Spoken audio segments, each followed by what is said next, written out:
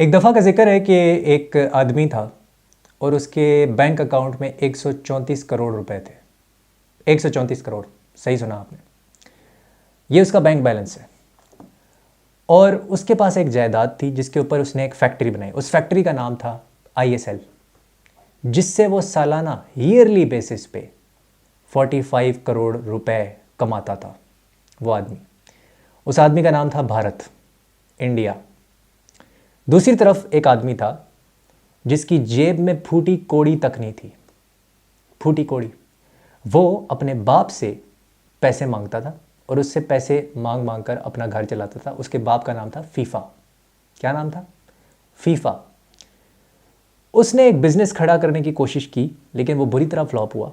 और बिज़नेस खड़ा करते हुए उसने अपने सारे जो लोकल जो मुलाजिम थे ना, उसने वो एम्प्लॉयज़ रखे उसने। तो उसका जो दिल है उसका नाम था शोएब जट और नताशा राहील। शोएब जट एंड नताशा राहील उसके दिल का नाम था। तो उसने ये बोला उस आदमी को कि भाई तुम्हें ना ओवरसीज़ पाकिस्तानी रखने की कोई ज़रूरत नहीं है। अपनी ये जो तुम बिज़नेस खड़ा करना चाह रहे हो, लोकल से ही काम चल जाएगा। जो तुमने लोकल एम्प्लॉयज़ रखे हुए हैं ना, इनसे ही काम चल जाएगा जो तुमने भर्ती किए हुए हैं। ये बहुत अच्छे हैं भाई, ये तो मेसी, रोनाल्डो, नेमार हैं, ये तो सुआरेज़ हैं, ये जो तुम्हारे लोकल सिस्टम में से निकल रहे हैं। लेकिन उसके पास फैक्ट्री कोई नहीं है, फैक्ट्री तो है ही नहीं उसके पास। ISL नाम की फैक्ट्री तो है ही नहीं ना उसके पास। उस आदमी का नाम है पाकिस्तान, जिसके पास ना कोई जायदाद है, ना कोई बैंक बैलेंस में अकाउंट है, बाप से वो पैसे मांग रहा है और एम्प्लॉयज़ उसके पास आ नहीं रहे। जो लोकल आ रहे हैं वो भी बड़ी मुश्किलों से उसके पास आ रहे हैं, जो जिसको हम कहते हैं पूल ऑफ प्लेयर जो उसके पास निकल रहे हैं, गॉड गिफ्टेड टैलेंट की बलबूते पे निकल रहे हैं। लेकिन ओवरसीज़ पाकिस्तानी, उसका दिल कहता है शोएब जट और नताशा राहील कि नहीं रखो, तुम मर जाओगे अगर तुमने रख दिए, हम तुम्हारी जान खा जाएंगे अगर तुमने रख दिए। तो जिस मुल्क में लीग ना हो ना और फैक्ट्री ना हो, उस मुल्क के इंटेलेक्चुअल्स को और उस मुल्क के जर्नलिस्ट को कोई हक नहीं पहुंचता कि वो डायस्पोरा प्लेयर्स को गालियां दें आके और जलील करें। आलमगीर गाजी एक लोकल प्लेयर है, हमारा हीरो है। राव उमर हयात मेरा हीरो है, मेरे पॉडकास्ट पे वो आने वाले हैं। मेरा हीरो है शाइक दोस्त, उसको भी मैं बहुत जल्द बुलाऊंगा। मेरा हीरो है वलीद खान, मेरा हीरो है मोहिबुल्ला अफरीदी, जुनेद शाह, फरीदुल्ला। ये सारे हमारे हीरोज़ हैं। लेकिन एक डिवाइड क्रिएट किया जाता है। मोइन अहमद का नाम मैं भूल ही गया, मोइन अहमद। एक डिवाइड क्रिएट किया जाता है नताशा राहील जो दिल है पाकिस्तान का, और जो ये जो शोएब जट है जो दिल बनता है पाकिस्तान का, इस कॉन्टेक्स्ट के हवाले से। तो ये वो लोग हैं जिनको ये तक नहीं पता कि ऑफ साइड रूल क्या होता है, ख़ास तौर पे शोएब जट को। इनको ये तक नहीं पता कि टारगेट मैन और फॉल्स 9 में फ़र्क क्या होता है। ये लोग समझते हैं स्ट्राइकर एक ही किस्म का होता है। इनको पता ही नहीं कि सेकंड स्ट्राइकर भी होता है, फॉल्स 9 भी होता है, टारगेट मैन भी होता है। इनके डिफरेंट रोल्स होते हैं, इन्होंने अपने अपने जोन्स में रहना होता है। इनको नहीं पता इनको ये बात पता ही नहीं है। इनको तो ये तक नहीं पता कि भाई जो किक ऑफ होती है ना उससे पहले टॉस होता है, इनको ये तक नहीं पता। और ये आके ट्विटर पे भौंकते हैं और इनके जो हवारी हैं, इनके जो हिमायती हैं, वो आके ट्विटर पे भौंकते हैं जी नहीं यार डायस्पोरा नहीं खिलानी चाहिए, लोकल में बड़ा टैलेंट है, बहुत टैलेंट है लोकल में। अब जो पाकिस्तान की 50% आवाम है ना, वो बड़ी इंटेलेक्चुअल है फुटबॉल के वाले से, बहुत नॉलेज रखती है, मुझसे ज़्यादा नॉलेजेबल लोग हैं, बहुत नॉलेजेबल, जो मैं मिला भी हूँ और मैं उनकी बहुत रिस्पेक्ट भी करता हूँ। 50% ये आवाम है। फिर 50% आवाम जिसके ऊपर मैं आज बात करने वाला हूँ, और वो आवाम आज बड़ी ऑफेंड होने वाली है जिसके ऊपर मैं आज बात करने लगा हूँ। वो ये समझती है 50% आवाम कि लोकल प्लेयर ही सब कुछ है, डब्बू कप ही सब कुछ है, मुस्लिम चमन FC ही सब कुछ है, कराची यूनाइटेड ही सब कुछ है, पोपो FC ही सब कुछ है, और ऐसे गार्डन्स जैसे क्लब्स ही सब कुछ हैं, और आपके पास लीग कोई नहीं है। फिर भी ये दुनिया के बेस्ट क्लब्स हैं, ये दुनिया के बेस्ट क्लब्स हैं। वो समझते हैं कि फरीदुल्ला जो है ना, जो कि बहुत अच्छा प्लेयर है, नो डाउट अबाउट इट, या वहीद है, वहीद दुनिया का बेस्ट स्ट्राइकर है। ये तबका ये समझते हैं। क्यों? एक्सपोजर नहीं है। यूरोपियन फुटबॉल कभी देखी नहीं, ISL कभी देखा नहीं, J Pro लीग कभी देखी नहीं, सऊदी प्रो लीग कभी देखी नहीं। इस आवाम ने, ये 50% की मैं अभी बात कर रहा हूँ, इसकी बात नहीं कर रहा मैं इसकी बात कर रहा हूँ।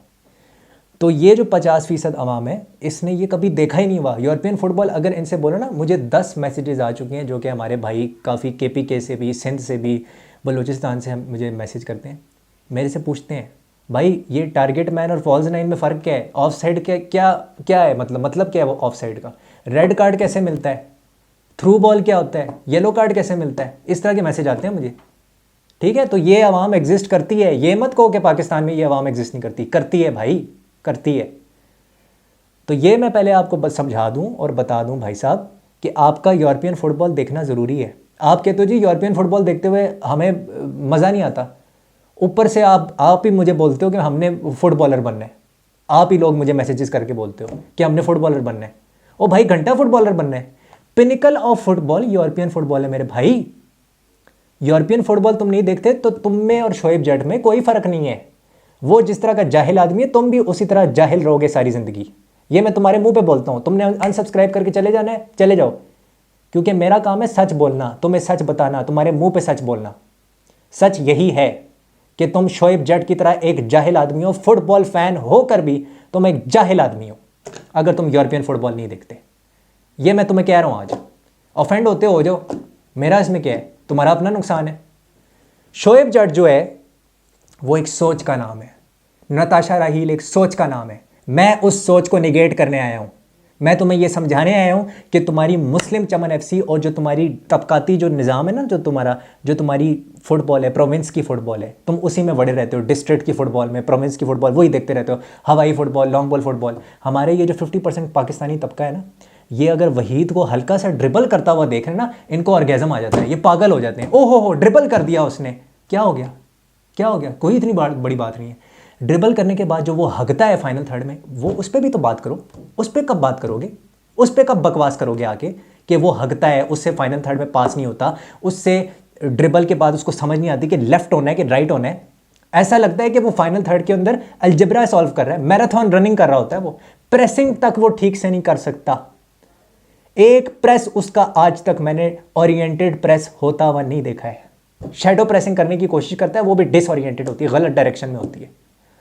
वो नहीं कर सकता, उसको आती ही नहीं है प्रेसिंग करना, कैसे प्रेसिंग करनी है उसको नहीं आता।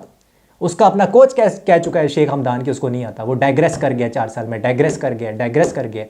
अब तुम मुझे बताओ, तुम जो ये शोएब जट के हमायती हो, 50% ये जो पाकिस्तानी है, तुम जो शोएब जट के हमायती हो, जिनके अंदर बड़ी अक्कड़ होती है कि भाई हमें तो सब कुछ आता है, तुम्हें सब कुछ आता है ना, मुझे ये बता दो कि तुम जो कहते हो कि जी कुर्बान अली के साथ ज़्यादती हो रही है। कोई ये नहीं कह रहा कि कुर्बान अली को 23 मैन स्क्वाड में नहीं होना चाहिए, कोई ये नहीं कह रहा, कोई नहीं कह रहा, होना चाहिए उसको। लेकिन क्या कुर्बान अली ईसा सुलेमान और अब्दुल्ला इकबाल से बेटर है?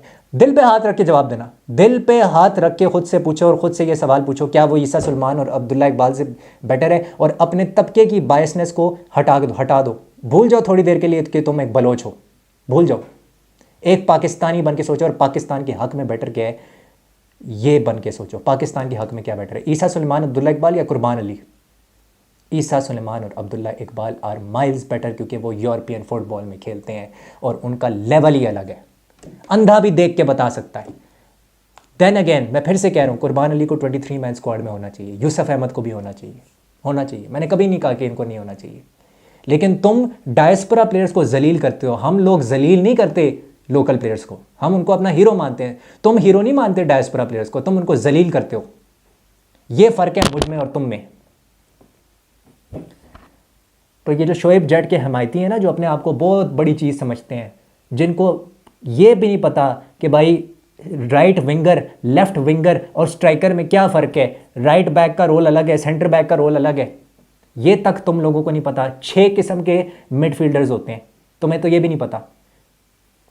एक होता है कैरी लैरो, एक होता है डिफेंसिव मिडफील्डर, एक होता है रजिस्टा। तुम्हें पता ही नहीं, तुम्हें तो डेफिनेशंस तक नहीं पता इनकी। और ये डेफिनेशंस मैं सारी इस वीडियो में बता चुका हूँ, लेकिन तुम नहीं देखोगे, तुम्हें कोई इंटरेस्ट नहीं है। तुम जाहिल रहना चाहते हो शोएब जट की तरह, इसलिए तुम शोएब जट की तरह सारी ज़िंदगी जाहिल रहना चाहते हो। तुम्हें यूरोपियन फुटबॉल देखनी ही नहीं है।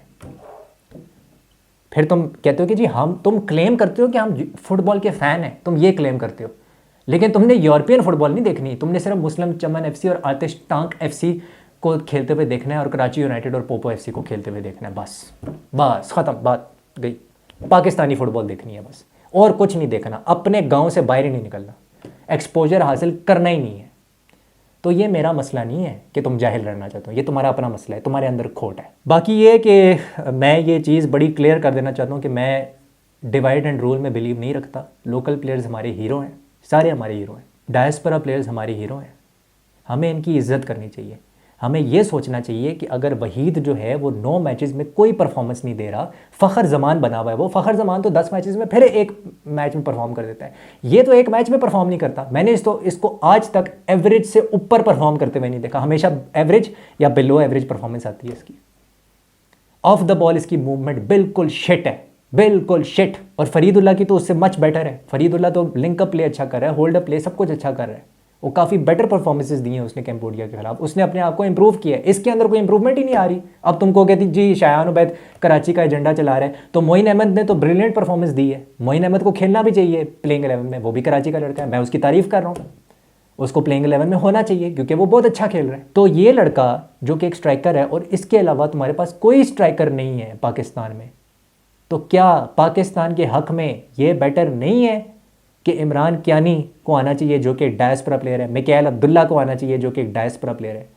क्या ये पाकिस्तान के हक में बेटर नहीं है? पाकिस्तान की बेहतरी सोचनी चाहिए या बलूचिस्तान या केपीके या सिंध या पंजाब के लड़के को एंट्री कराने के लिए पाकिस्तान फुटबॉल के अंदर हमें एक एजेंडा चलाना चाहिए हर दफ़ा? कौम कब बनोगे, कब कहोगे कि पाकिस्तान जो है उसको डायस्पोरा प्लेयर की ज़रूरत इसलिए क्योंकि हमारे पास कोई है नहीं? कब ये एक्सेप्ट करोगे, कब एक्सेप्ट करोगे इस चीज़ को? तुम्हारे पास कोई नहीं है, तुम्हारे पास नहीं है कोई स्ट्राइकर, अभी नहीं है। यूसुफ अहमद स्ट्राइकर नहीं है, माजरत के साथ, वो राइट विंगर है, उसको ना लेके आना डिबेट में। तो कहने का मेरा मकसद ये है कि इस जाहिलाना सोच से बाहर निकलो, शोएब जट के इन्फ्लुएंस से और शोएब जट की सोच से बाहर निकलो, नताशा राहील की सोच से बाहर निकलो, खुदा का वास्ता है। और यूरोपियन फुटबॉल देखो, चाहे तुम्हें शमशान घाट में खड़े होकर क्यों ना देखनी पड़े, या तुम्हें कब्रिस्तान में खड़े होकर क्यों ना देखने पड़े, या तुम्हें हगते हुए क्यों ना देखनी पड़े, देखो।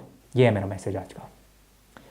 बाकी ये कि स्टेफन कॉन्स्टेंटाइन जो है उसने अपना कॉन्ट्रैक्ट जो है वो एक्सटेंड कर लिया है। कुछ दिनों पहले, 2-3 दिन पहले ज़ीशान शफ़ी ने बोला था कि बहुत मुश्किल है कि ये अपना कॉन्ट्रैक्ट साइन करे, लेकिन किसी ना किसी तरह पीएफएफ ने उसको मना लिया। मुझे नहीं पता क्या कैसे मनाया, कोई उसको पता नहीं कौन सी वीडियोस दिखाई हैं, लेकिन उसको मना लिया और वो रेडी है अगले 4 मैचेस के लिए। तो वो रेडी है कि he will be definitely available, जो मार्च तक, जब तक इलेक्शन नहीं होते, ही विल बी अवेलेबल। और अभी मेरे ख्याल से उसको ये देखेंगे कि ये जो पहले 2 मैचेस हैं उसके अंदर क्या करता है। ट्रेनिंग कैंप स्टार्ट होने वाला है विद स्टेफन कॉन्स्टेंटाइन 1 नवंबर को, 1 नवंबर। हमारे पास 15 दिन है अब दोस्तों, 15 डेज़ हैं हमारे पास, 15 डेज़। मेरी सजेशन है ये पीएफएफ को कि अगर आप किसी तरह मैनेज कर सकते हैं, अगर आप मैनेज कर सकते हैं, अभी तक आपने बड़ा ज़बरदस्त काम कर दिया स्टेफन कॉन्स्टेंटाइन को ऑन बोर्ड लाके, बहुत अच्छा काम कर लिया। अगर आप कर सकते हैं अफोर्ड, तो इनको पाकिस्तान से बाहर एक ट्रेनिंग फैसिलिटी दें, कतर में या दुबई में, और वहाँ पे इनका ट्रेनिंग कैंप कराएं 15 दिन का, अगर अफोर्ड हो सकता है। अगर नहीं हो सकता तो फिर ज़ाहिर है पाकिस्तान का ही कोई शहर हमें ढूंढना पड़ेगा जहाँ पे ट्रेनिंग फैसिलिटी उस लेवल की हो जो स्टेफन कॉन्स्टेंटाइन चाहता है, क्योंकि वो कहता है मुझे टॉप नॉच ट्रेनिंग फैसिलिटी चाहिए, मैं कॉम्प्रोमाइज़ नहीं करूँगा। तो वही बात है कि हमें उसे टॉप नॉच फैसिलिटी देनी पड़ेगी, आसमान से टपक के तो नहीं आएगी वो। तो बात यही है कि हमें इसके ऊपर एक थिंकिंग करनी पड़ेगी, थिंक टैंक बनाना पड़ेगा। लेकिन खुशी की बात है कि उसने he is very likely to stay at Pakistan and he has extended his contract। अभी मुझे एग्जैक्ट डिटेल नहीं पता कि उसके कॉन्ट्रैक्ट की एग्जैक्ट डिटेल क्या है, but he will definitely stay till March, ये मुझे न्यूज़ मिली है अभी तक। और 15 दिन अब हमारे पास हैं, 1 नवंबर को ट्रेनिंग कैंप हो जाएगा। तो देखते हैं ये लोग ट्रेनिंग कैंप कहाँ पे करते हैं, और देखना ये होगा कि कौन से लड़के अब सेलेक्ट होते हैं। आई होप कि कुर्बान अली भी सिलेक्ट हो, आई होप यूसुफ अहमद जैसा प्लेयर भी सिलेक्ट हो, आई होप इमरान कियानी भी सिलेक्ट हो, मिकाइल अब्दुल्ला जैसे लोग आएँ, आदिल नबी जैसे लोग आएँ। एतजाज़ का ज़रा मुश्किल लग रहा है, लेकिन आदिल नबी का चांस है, देयर इज़ अ चांस कि वो शायद में भी आ जाए, कोई गारंटी नहीं है, बट उसका चांस ज़रा ज़्यादा है। सो ये है। तो तमाम जो पाकिस्तानी हैं जो वाकई फ़ुटबॉल को समझते हैं उनको बहुत बहुत मुबारक हो, क्योंकि स्टेफन कॉन्स्टेंटाइन की वजह से ही हम पहुँचे हैं किधर, राउंड 2 में। हम वो ना होता, हमारी टीम की औकात नहीं थी कि हम राउंड 2 में पहुंच पाते। आपको भी पता है अंदर से, और मुझे भी पता है, हम दोनों को ये बात पता है। तो हम अपने आप से झूठ नहीं बोल सकते, कोई भी इंसान ना खुद से झूठ नहीं बोल सकता। सबको पता है स्टेफन कॉन्स्टेंटाइन ना होता हम कभी राउंड 2 में ना पहुंच पाते। तो ये एक सच्चाई है। बाकी मैं मिलता हूँ आपसे अगली वीडियो में। आज रात को एल क्लासिको भी है, तो देखते हैं कि कौन जीतता है। So take care, I see you soon in another video. Channel को लाइक करें, शेयर करें, सब्सक्राइब करें। हस्तला विस्ता।